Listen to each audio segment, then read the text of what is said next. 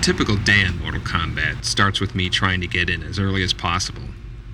Most of the other guys in the team work late into the night, and in the morning I can get a few uninterrupted hours to program in the character's moves and plan things out for the rest of the day. Well, he takes his head off, basically throws it, sticks in the other guy's face.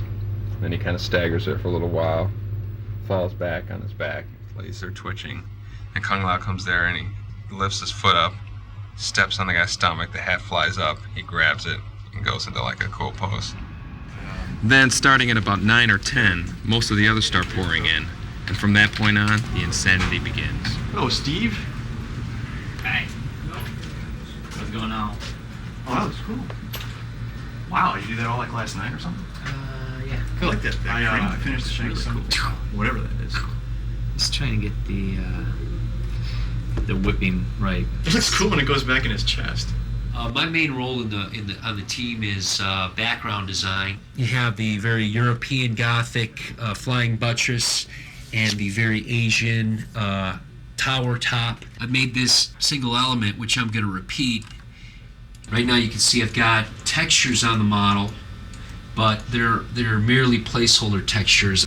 We got these hook swords. I don't know who's getting that, maybe Movado. Just a regular staff. And they're all taped up, so when we capture, we get the tonfa. The tonfa. The sai, of course you gotta have the sai.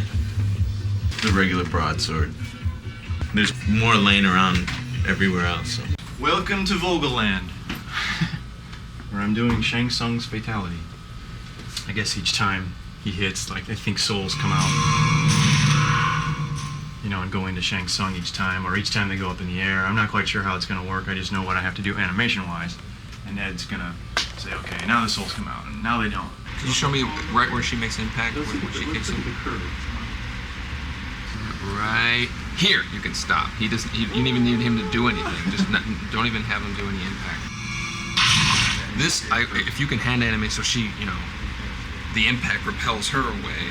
It's like a jerk like that, or we could do it in the game. Cyrex is gonna grind him up kind of like a blender. His doors are gonna open again, and body parts and blood and ripped up flesh is gonna come pouring out of his chest at the end. Tony's actually doing the bloody stumps and bloody pieces. I do a lot of the whatever effects is needed for someone if they're getting, say, cut in half or something like that. This would overlay on top, and this part up here I haven't done it yet. Just kind of beat a spinal column, so you get 2 in 1 here. You get a lot of good use of texture space. What experience do you have that would qualify you as motion capture talent? Rolling. Start now. More motion. They will be unstoppable. You must stop this deadly alliance. This was the acid bath. This is a concept drawing, and basically I wanted these statues here that had these churning bowls of acid inside it, and it's kind of like a Buddha but demonized a little or something. It's a close-up, a head study. They would just gush out this vomit, this acid out of their mouth at the end of the round for a background fatality. It's tedious. I'm trying to limit your geometry and still try to get a lot of detail. Blah. And I don't think he should have these subtle things. It should be like, ah. Making a video game today is almost nothing like when we worked on the first Mortal Kombat in 1991. Mortal Kombat 1 had 1 programmer, 2 artists, and a sound designer. That's it. 4 guys. Whereas on Deadly Alliance, we have a team of over 50 people. We've been lucky enough to get some of the most talented people in the video game business. And on any given day, it's amazing how many different parts of the game are being worked on at the same time. A lot of what I do involves non-stop bouncing from office to office, checking out character and background designs, as well as all the technical hurdles we have to overcome. There's a lot of issues to deal with in producing this game for 3 systems simultaneously. So do you want, Tony said he thinks he could probably do all the characters in a day or 2 with 4 levels of damage. But Really? Yeah, just doing faces. Is he You think you can do all characters in a day or two? I bet you I could. Oh, just I would make cutting it. and pasting? Yeah, I cut and Oh, paste okay. same scars and stuff. Doing a damage test. I did a beat up and tried doing a beat up version of Sub-Zero and Lee May. We're testing adding damage to players' faces. You can see a sample of the wounding on Sub-Zero and another character. Man, that looks like. If you want to see it the bad way, spin it around. Oh, is that? It's like a new texture map for Sub-Zero. Yeah. Yeah. Because that looks awesome. You know that some of those images actually look better at 128. Because when you have that much data to scramble.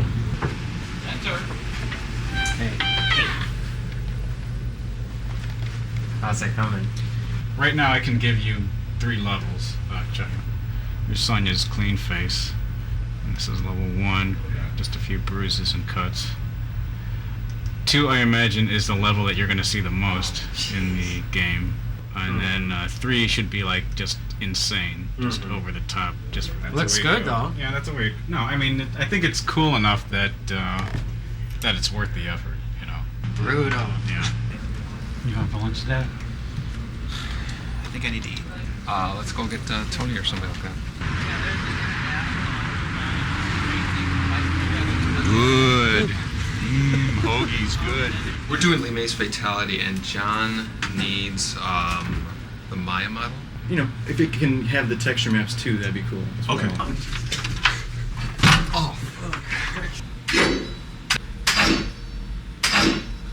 that's even the closest one.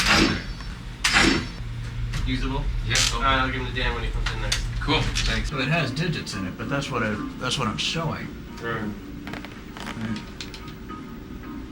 Oh, there you go. Look at that. And here's our test your mic problem. Warm up animations. Go on, Jax. You can do it, Jax. Oh! Today's a motion review, and then at the end of it, I'll show you stuff for lighting review, etc. But at any point, feel free to throw any comments out there about anything. Just be aware that I might say, yeah, that hasn't been lit yet, or yeah, we know that. Because I just had my team meeting, and here's an entire list of notes that we had from today's review. The camera motion on the very first shot, it just seems a little quick. There's no ramp up to it. It just kind of starts speed and it goes across. I know we need to kind of get there, so maybe we need to just kind of look at that shot against the previous shot and see if it works. If there's some kind of problem with your work, everybody says there's a communication problem, what gives? Dude, I don't even know you anymore. Just kick right away. Okay. Then, but you know, do the for a good hook.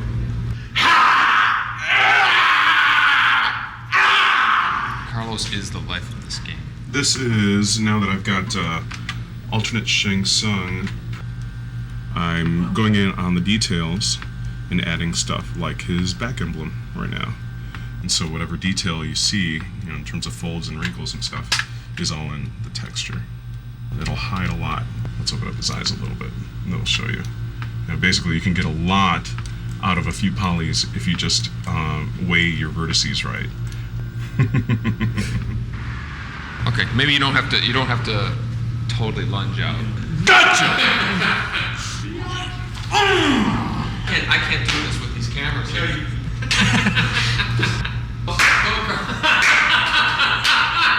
You can't kill me, I'm immortal. For Blind Kenchi's reaction. It's just Kenshi now. Okay, Kenshi.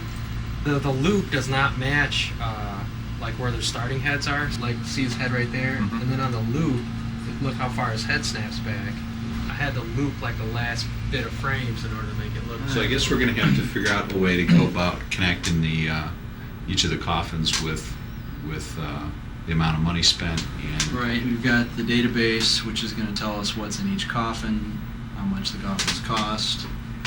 Once the player opens a coffin, it has to be marked in the player profile table. So how many coffins are there in this crypt? It's a 26 by 26 array, so there's 676 coffins. It's a lot of coffins. It's acting. This is the life, man. This is the life. So how's that motion work for you?